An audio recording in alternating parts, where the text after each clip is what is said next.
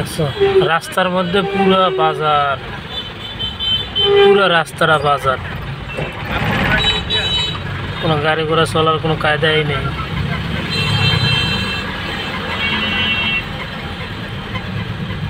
জীবনে সাহিত্যের ভেতরে মনে হয় কি এত বড় সরকার আওয়ামী লীগ পারে না বসাই দিয়ে গেছ কীভাবে রাস্তায় ব্যবসা করতে হয়।